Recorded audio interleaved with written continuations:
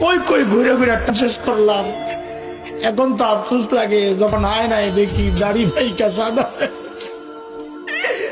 যখন দেখে চোখ সাদা হয়ে গেছে বুঝি আরে টাইম তো শেষ, টাইম তো শেষ।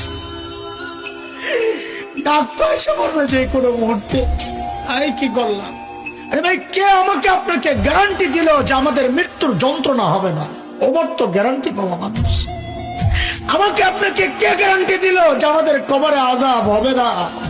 আবু বকর তো গ্যারান্টি পাওয়া না। কে গ্যারান্টি দিল যে জান্নাত পাওয়া যাব? ওমর তো গ্যারান্টি পাওয়া মানুষ। ওমরও ফিল জান্নাত।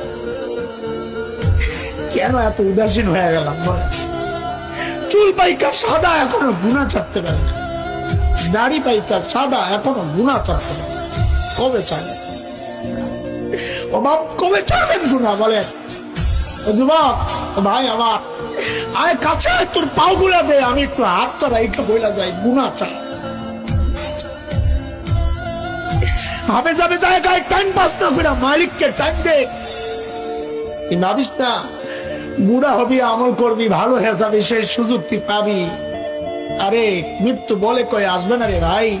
কে জানে এই মজলিসও এমন মানুষ আছে যার কাপড়ের কাপড় দোকানে চলে আসছে। এমন তো হইতে পারে কাকে খবর পাইতে পারেন বয়ান করে গেল মাওলানা হাসান জামিল তো দুনিয়ায় না। এমনও তো হইতে পারে। কোন ভরসা এইভাবে চলতেছি বলেন না? কোন ভরসা?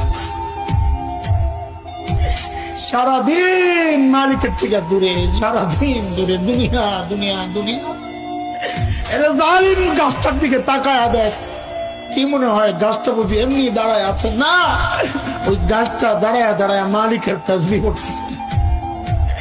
যে নিকৃষ্ট কুকুরটারে তাড়ায়া দিচ্ছ, খবর নাই ওই কুকুরটাও রুকুর হালত মালিকের তাসবিহ পড়ে। পড়ি না কেবল আমি আর কি।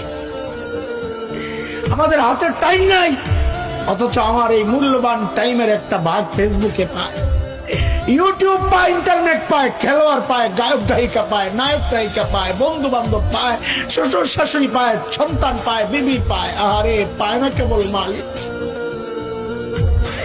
মালিককে টাইম দেওয়ার সময় আমার হাতে নাই। একদিন তো আফসোস কর ভাই, কি করলাম? ইয়া লাইতানি কদ্দামতু লিহায়াতি, ইয়া লাইতানি। হায়, জীবনের জন্য যদি কিছু পাঠাইতাম। এই দেখ আমার দিকে তাকা, আমি তো এখন আফসোস করি। আরে যৌবনের 32টা বছর শেষ করলাম। আরে কি করলাম? প্রতিদিন যদি একবার করে সুবহানাল্লাহ পড়তাম তো আমল নামায় কতগুলা সুবহানাল্লাহ জমা হইতো। আরে 2 রাকাত করে নফল নামাজ যদি পড়তাম তো আমল নামায় কতগুলা নফল নামাজ জমা হইতো। কি করলাম?